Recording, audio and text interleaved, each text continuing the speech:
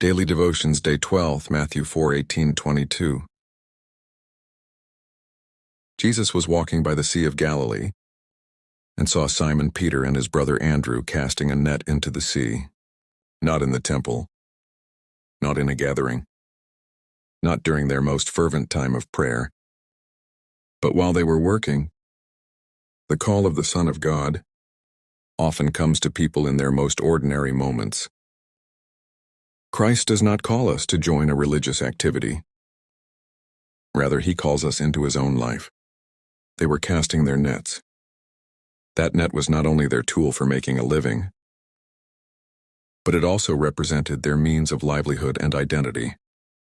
At that very moment, the Lord spoke, "Follow me, and I will make you fishers of men."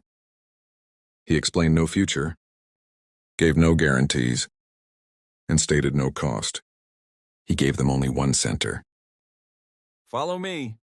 Following Christ is not about keeping a set of rules, but about walking with the Lord himself. But what does this following mean?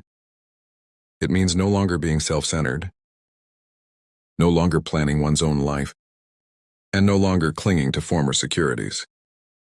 The starting point of the cross is the transfer of the center of life, from how I live to how he leads me to live.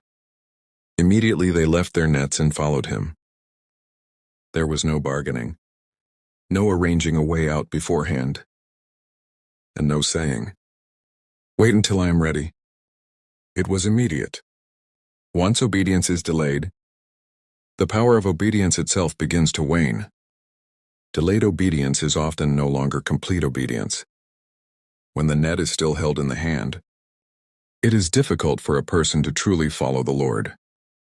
Leaving the net is an external action. Denying oneself is the internal reality. James and John left their boat and their father. The boat, career. The father, the deepest emotional relationship. The Lord was not negating family affection, but pointing out a principle. If Christ is not first, he is not Lord. The cross touches our deepest attachments. We might be willing to work, but we are unwilling to fully surrender sovereignty. However, the life of the Son of God belongs entirely to the Father. Following him also means entering into such obedience and belonging. In this passage, there are no miracles, no crowds, only a simple call and simple obedience. Yet it is right here that the kingdom of heaven begins to expand, not by power, but by the transmission of life.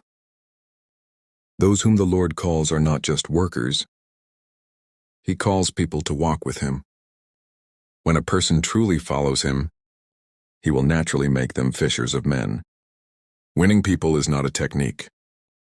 It is the outpouring of life. Do you hear that voice? Follow me.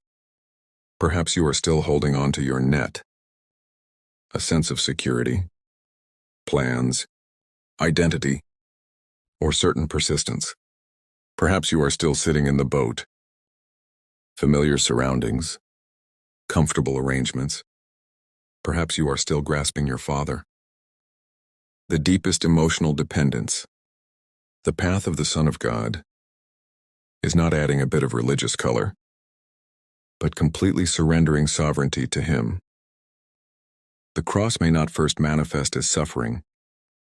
More often, it is embodied in obedience of immediately letting go. When we let go, he becomes our true provision.